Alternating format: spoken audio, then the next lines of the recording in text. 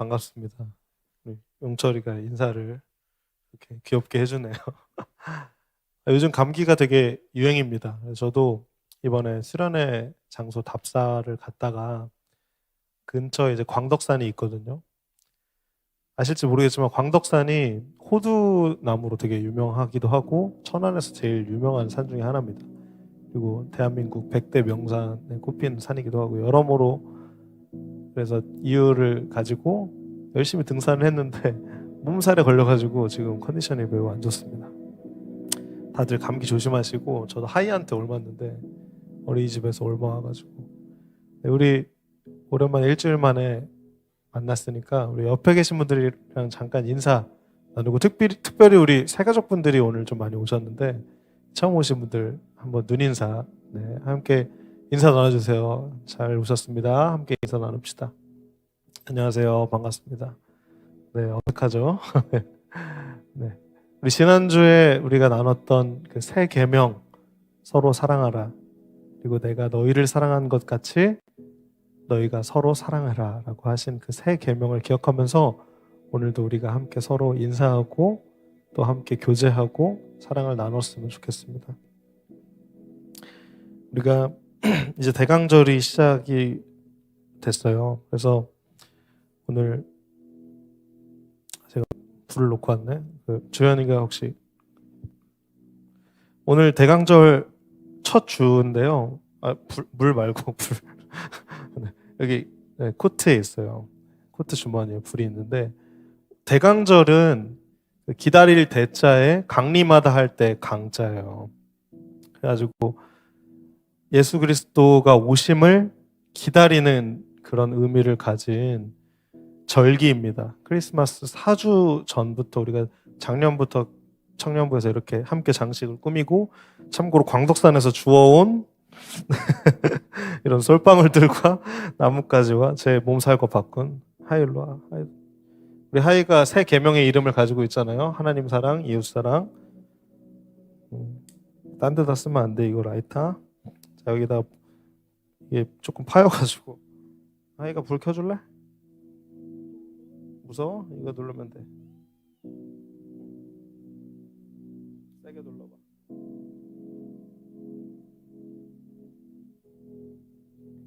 아빠랑 같이 해볼까? 아빠 손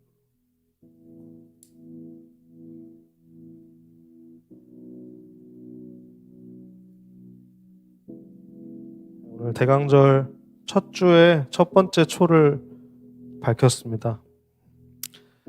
첫 번째 초의 의미는요, 기다림이라는 키워드를 가지고 있고요.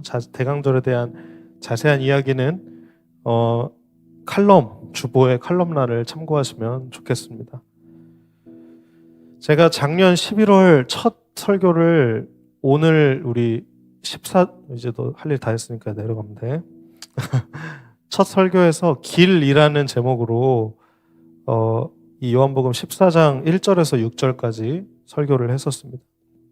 예수 그리스도께서 길이고 진리이시며 생명이시라는 것을 설교를 했었죠. 그 다음에 이어서 바로 이제 8절에서 14절까지 예수님의 이름으로 기도합니다라는 제목으로 우리가 이제는 어떻게 기도해야 하는지에 대해서 기도를 했었습니다. 그게 벌써 1년이 지나서 벌써 이렇게 14장까지 강의 설교가 계속되고 있습니다. 오늘은 12월의 첫 설교로서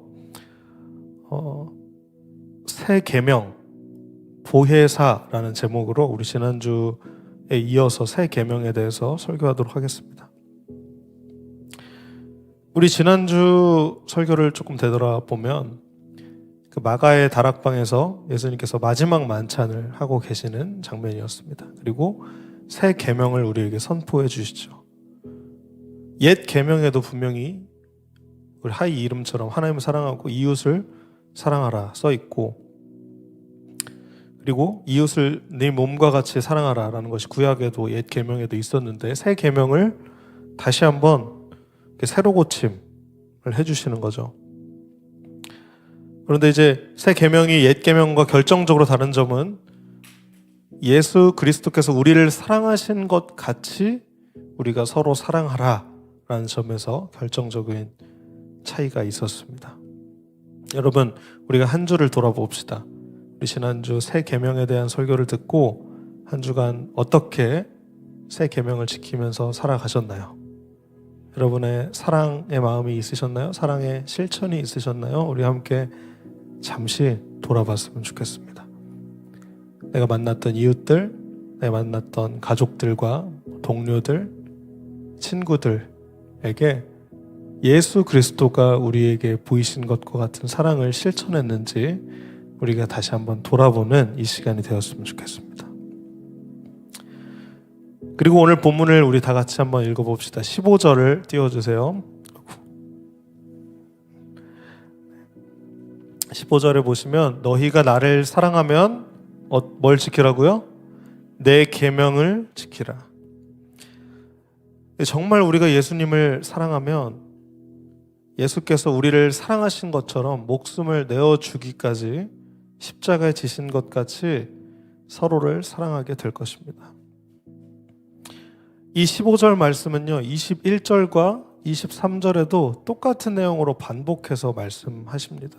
그 정도로 계속해서 강조하고 있는 말씀입니다. 너희가 나를 사랑하면 내 새 계명인 내가 너희를 사랑한 것처럼 서로 사랑하라는 그 계명을 지켜라 라고 말씀하신다는 것입니다. 여러분, 서로를 사랑하는 것, 이것이 우리가 살아가면서 참 쉽지 않은 것처럼 느껴집니다. 오늘 제가 설교를 시작하면서 우리 함께 인사를 나눕시다. 새가족들에게도 눈 인사를 나눠주세요. 이 말도 사실 실천하기가 되게 어렵잖아요. 우리는 어색하고 뭔가 사랑을 표현하기가 조금 주저하게 되고 좀 오그라들게 되고 뻘쭘한 것이 사실입니다. 사랑은 참 어렵게 느껴집니다. 감정적으로나 이성적으로나 우리는 연약해질 때도 참 많이 있고 또 서로가 흠이 보이기라도 하면 이제는 그것을 용납해주기 참 어렵기 때문입니다. 그나마 우리가 교회, 이 청년부라는 DY라는 공동체에서 모여가지고 조금 착한 사람들이 모인 것처럼 보이는 이 공동체에서조차 누군가 구설수에 오르거나 루머가 돌거나 하면 그 사람이 도마 위에 올라서 뭔가 그 사람을 향해서 돌을 들을 것 같이 우리가 하기 일수라는 것입니다. 그래서 어쩌면 오늘 말씀하시는 이 새 계명에 대해서 우리는 굉장히 무기력하게 느껴집니다. 그리고 내가 정말 지켜야 하는 계명이 아니라 그냥 남의 일처럼 느껴지기도 합니다. 그런데 이 요한복음을 쓴 요한은요, 요한 1서라는 서신서의 편지에 이렇게 말하고 있습니다. 요한 1서 5장 3절에서 5절 말씀입니다. 같이 한번 읽어보도록 하겠습니다. 요한 1서 5장 3절 시작. 하나님을 사랑한다는 것은 그분의 명령을 지키는 것을. 하나님의 명령은 우리가 지킬 수 없을 만큼 그렇게 힘든 것이 아닙니다. 하나님의 자녀라면 다 세상을 이길 힘을 가지고 있습니다. 세상에 대해 이길 수 있는 승리는 우리의 믿음에 있습니다. 그러므로 세상을 이길 수 있는 사람은 예수님께서 하나님의 아들이라. 요한은 굉장히 쉽게 얘기합니다. 말은 되게 쉽게 얘기하는 것 같은데 그렇게 힘든 것이 아니라고 이야기합니다. 어떻게 힘든 것이 아니냐면 우리가 이 세상에 있는 그 승리를 가지기 위해서는 우리가 믿어야 한다는 것입니다. 예수 그리스도께서 우리에게 하신 말씀을 믿어야 우리는 비로소 사랑을 실천하며 살아갈 수 있다는 것입니다. 오늘 본문을 계속해서 읽읍시다. 오늘 본문 16절입니다. 오늘 본문 16절을 보시면 내가 아버지께 구하겠고 그분은 너희와 영원히 함께 있을 다른 보혜사를 보내주실 것이다. 오늘의 설교의 제목이기도 한 이 보혜사라는 단어는 조금 생소하게 느끼실 수도 있을 것 같아요. 쉽게 설명드리면 일단 보혜사는 요한복음에만 나오는 단어입니다. 되게 독특한 단어예요. 보, 이거는 보살피다 할 때 보입니다. 보호하다. 그리고 해, 은혜를 베풀다 할 때 해자입니다. 그리고 사, 이건 스승사자인데요. 우리를 보호하시고 은혜를 베푸시는 스승이 바로 보혜사이십니다. 이 보혜사는요, 영어로 어떻게 번역이 되냐면요, 첫 번째는 헬퍼, 돕는 자라는 것으로 번역되고요. 두 번째는 컴포터, 그래서 위로하고 좀 컴포트하게 하는, 편안하게 해주시는 분입니다. 그 다음은 카운슬러, 상담자, 그리고 온터세서, 중재자라는 뜻을 가지고 있는 것이 바로 보혜사이십니다. 그래서 이 보혜사를 우리에게 보내주실 것이다 라고 약속하시는 것이 바로 오늘 본문의 굉장히 중요한 부분입니다. 17절을 우리 계속해서 봅시다. 그분은, 이 보혜사가 누구시라고요? 진리의 성령이시다. 우리가 계속 우리 예배 시작부터 찬양했던 성령님께서 우리의 보호하시고 은혜를 베푸시는 스승이시라는 것입니다. 그분은 진리의 성령님이신데요, 세상은 그분을 보지도 못하고 알지도 못해서 그분을 받을 수가 없어요. 그런데 그 성령님, 보혜사 성령님이 우리 DY 공동체 여러분들 한 명 한 명 가운데 계십니다. 믿으십니까? 그리고 우리가 그분 안에 있습니다. 이것은 놀라운 영적인 일치이면서 또 인격적인 일치예요.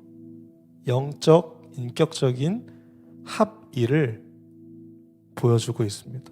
우리가 성령 안에, 성령이 우리 안에. 우리가 첫 찬양 했던 것처럼 성령님이 예수께로 인도하시고, 예수께서 하나님께로 인도하시고, 하나님이 또 다시 성령으로 인도하시는 그 연합에 우리가 동참하는 놀라운 신비라는 것이에요. 이러한 놀라운 신비를 하나님께서 예정하셨고 보낼 것을 약속하시는 것이 오늘 본문의 주된 내용이라는 것입니다. 이 진리의 영은요, 우리가 백석교단이잖아요. 백석대학교, 우리 지난번에 진리가 너희를 자유케 하리라 했던, 설교했던 내용과도 비슷한데, truth, spirit of truth의 진리의 성령님의 본질이자 대표적인 사역을 나타내는 명칭입니다. 그분은 진리의 하나님이신 여호와에게서 나오신 분이시며, 성도인 우리 DY 모든 공동체 한 명 한 명을 모든 진리 가운데로 인도하시는 분이십니다. 그래서 이 진리라는 용어가 성령을 특징 짓는 굉장히 중요한 용어입니다. 이 진리의 영이라는 말의 반대말은요, 미혹하는 영이에요. 속이는 영이에요. 이 세상에 얼마나 미혹하는 영이 많은지 몰라요. 기독교가 욕을 엄청 먹는 시대가 됐어요. 다 거짓이다. 성령님이 하시는 일들도 다 회방하는, 유치하게 만들어버리는, 믿지 못하게 만들어버리는 미혹의 영이 굉장히 많습니다. 따라서 우리는 분별력을 가지고 미혹의 영이 아닌 진리의 영이신 보혜사 성령님을 따라가는 우리 DY 공동체가 되어야 하겠습니다. 그 다음 계속해서 18절을 봅시다. 18절에 보면 나는 너희를 고아처럼 버려두지 않고 너희에게로 다시 올 것이다, 이렇게 나와 있어요. 저는 이번 설교 본문 좀 묵상하면서 꽂혔던 단어 중에 하나예요. 고아. 고는요, 외로울 고자예요. 아이 아자. 그래서 외로운 아이인데요, 아이가 외로우려면요, 아까 우리 하이가 잠깐 여기 난입했잖아요. 얘는 외롭지 않아요. 왜냐하면 아빠가 있기 때문에 여기 오면 안 되는데도 와서 이렇게 놀 수도 있고, 그렇게 혼내지 않을 걸 아니까 아는 거예요. 외롭지 않은 거예요. 근데 우리가 고아처럼 느껴질 때가 있어요. 모든 아이에게는 사실 부모가 있거든요. 부모가 있어야지 자식이 있잖아요. 여러분들에게는 모두 부모님이 있습니다.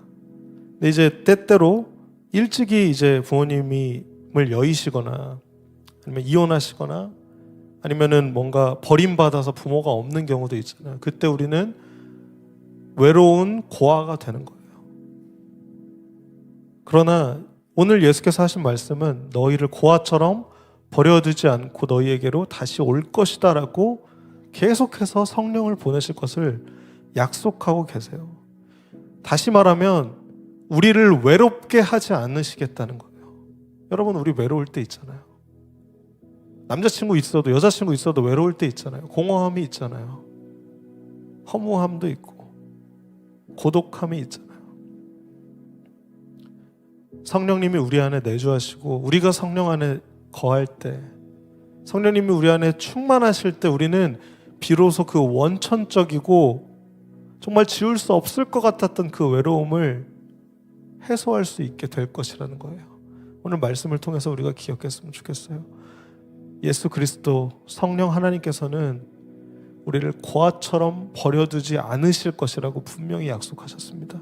그리고 제가 경험한 예수 그리스도는요, 그분이 하신 모든 약속을 지키셨어요. 구약부터 옛 약속부터 신약까지 새로운 약속까지 모든 약속을 지키신 분이에요. 그래서 우리를 고아처럼 버리시지 않으십니다. 여러분, 외로운 분들 여기 있으실 거예요. 그 외로움을 해소해 주시는 분이 결국은 예수 그리스도라는 사실을 우리가 기억했으면 좋겠습니다. 그분의 약속을 믿읍시다.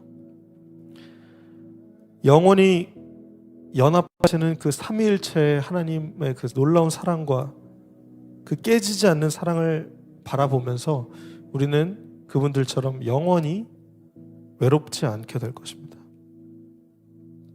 하나님의 사랑만이 우리를 외롭지 않게 하실 수 있습니다. 그래서 이 성령을 보내시고 다시 오시겠다고 하신 이 18절의 약속은 언제 이루어졌습니까? 바로 오순절 마가의 다락방 사건, 우리가 성령 강림절을 통해서 계속해서 기념하고 있는 그 사건을 통해서 이루어졌습니다. 사도행전 2장 1절에서 4절에 나와 있는데, 오순절에 예수님의 이 마지막 만찬이 있었던 마가의 다락방에 제자들이 모였어요. 예수님은 이미 십자가에 지시고 다시 부활하셨다가 승천하셨는데, 오순절날 마가의 다락방에서 갑자기 호련히 세찬 바람 소리 같은 것이 나서 집안을 가득 채우고, 혀처럼 생긴 불꽃이, 오늘 막 불을 내려주셔서 찬양했잖아요. 그것의 상징입니다. 알레고리입니다. 이 불꽃이 사람들 눈앞에 나타납니다. 이 불꽃이 여러 갈래로 갈라져서 한 사람 한 사람 위에 머무르고 성령으로 충만해져서 자기들의 언어와 다른 외국어로 방언을 하기 시작합니다. 이 놀라운 사건들을 통해서 예수 그리스도의 성령에 다시 오시는 그 약속이 성취된 것입니다. 그래서 마가복음 16장 19절에서 20절을 우리 함께 보도록 하겠습니다. 예수님께서 하늘로 들려 올라가십니다. 그리고 하나님 오른쪽에 앉아 계십니다. 20절. 그러자 비로소 제자들이 곳곳에 다니면서 복음을 전하기 시작합니다. 그런데 예수님은 올라가셨는데 주님께서 제자들과 함께 일하십니다.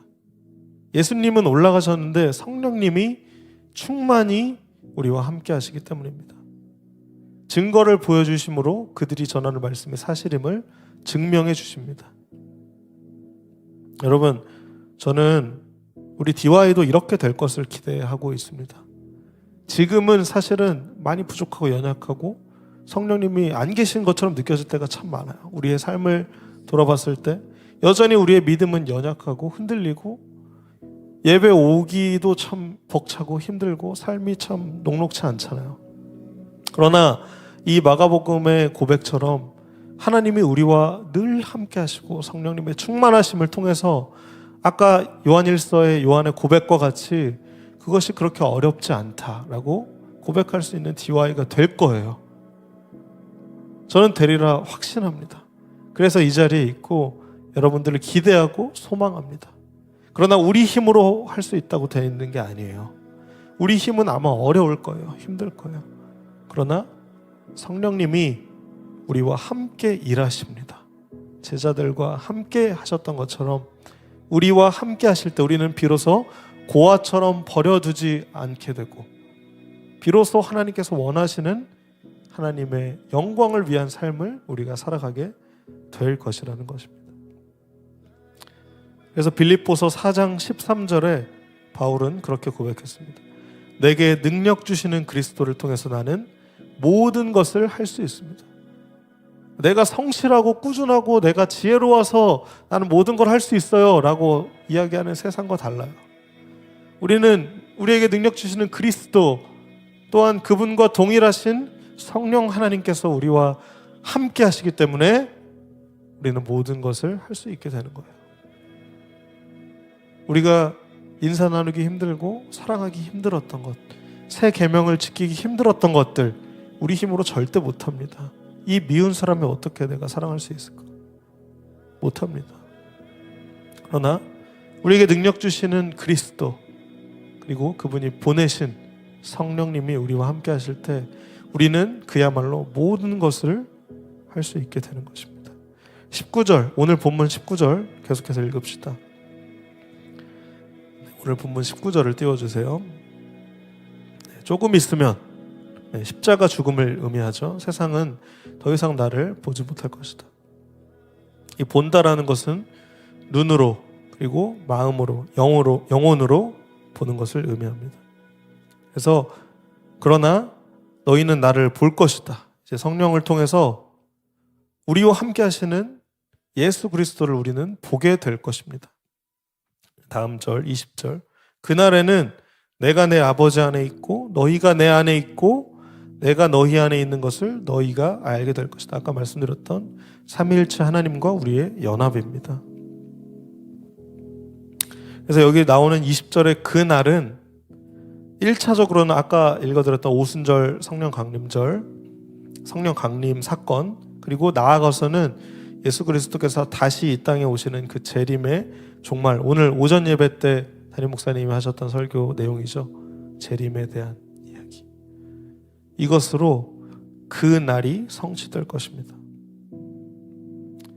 그래서 21절 다시 보시면 반복해서 강조하셨던 부분이죠. 내 계명을 가지고 지키는 사람이 나를 사랑하는 사람이다. 22절 보겠습니다. 22절에 그런데 이제 가룟 유다가 아니라 다른 유다가 하나가 있었어요. 제자가. 이제 물어봅니다. 주님께서 자신을 우리한테는 나타내셨는데 세상에는 왜 안 나타내십니까? 이렇게 물어봐요. 이거는 왜 그랬냐면 유다가 뭔가 이제 예수님께서 예수 운동을 일으키셔서 이 세상을 뒤집어 줄 것을, 우리가 원하는 세상으로 만들어 줄 것을 기대했기 때문에 이렇게 반문했던 것입니다. 세상에 좀 이렇게 영향력을 좀 끼쳐주시지 그러셨습니까? 이런 느낌이에요. 그러나 23절에 예수님이 동문서답을 하십니다. 23절, 나를 사랑하는 사람이라면 나의 교훈을 지킬 것이다. 내 아버지께서 그를 사랑하실 것이고 우리가 그 사람에게 와서 함께 있을 것이다. 의문현답을 하십니다. 여기서 우리가 라고 표현하신 것은 삼위일체를 암시하는 단어입니다. 우리가, 그러니까 성령님과 성부 하나님과 성자 예수 그리스도께서 그 사람에게 와서 함께 있을 것이다 라고 의문현답을 하고 계십니다. 우리 계속해서 읽읍시다. 24절 또 반복해서 강조하시죠. 나를 사랑하지 않는 사람은 내 교훈을 지키지 않는다. 여러분 오늘 말씀을 좀 정리합시다. 우리 좀 졸린 것 같으니까. 여러분 예수님 사랑하십니까? 여러분 정말 크리스찬으로서 살아가십니까? 여러분 그리스도인이세요? 예수 그리스도를 믿고 사랑하는 그리스도인이세요?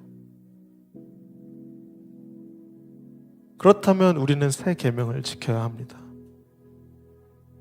새 계명이 무엇입니까? 예수 그리스도께서 우리를 사랑하신 것 같이, 우리의 발을 씻겨 주신 것 같이 서로 사랑해야 한다는 것입니다. 그렇지 않다면, 그 사랑을 하지 못한다면 우리는 예수님을 사랑하는 사람이 아닙니다. 우리는 예수님 믿는 사람이 아니에요. 안타깝게도. 부분적으로 아는 사람일 수는 있겠으나 사랑의 실천이 없이는 우리는 예수와 상관이 없는 사람입니다. 어쩌면 이 가롯이 아닌 유다의 우문, 잘못되고 약간은 핀트가 잘못된 질문처럼 계속해서 예수님께 내 뜻만을 관철하는 사람일 수도 있어요. 여러분, 오늘의 말씀의 결론은 우리가 새 계명을 지켜야 합니다. 예수께서 우리에게 하셨듯이 우리가 서로를 사랑해야 한다는 것입니다. 그래서 우리 다시 인사했으면 좋겠습니다. 우리 옆에 계신 분들과 지금도 인사하고 또 예배가 끝나고도 자유하게 교제하고 우리의 마음을 나눴으면 좋겠어요. 여러분, 사랑의 실천은 내가 겸손해지는 것부터 시작인 것 같아요. 뭔가 나의 자존심과 뭔가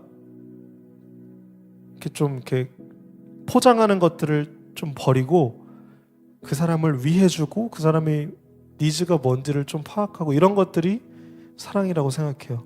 우리가 아무것도 하지 않는다면 사랑할 수 없습니다. 우리는 조금 더 용기를 내고 조금 더 실천하려고 노력해야 됩니다. 그것의 시작은 인사입니다. 그 사람의 존재를 인식해 주는 것. 그래서 인사를 우리가 함께 연습했으면 좋겠습니다. 우리 옆 사람과 함께 우리 잠도 깨울 겸 서로 인사합시다. 이렇게 인사했으면 좋겠습니다. 새 계명을 지키는 한 주를 살아갑시다. 이렇게 나눠볼까요? 시작. 네. 우리가 새 계명을 지키며 살아갈 것입니다. 그러나 우리의 힘이 아닌 보혜사 성령님의 도우심으로 우리는 비로소 새 계명을 지키게 될 것입니다.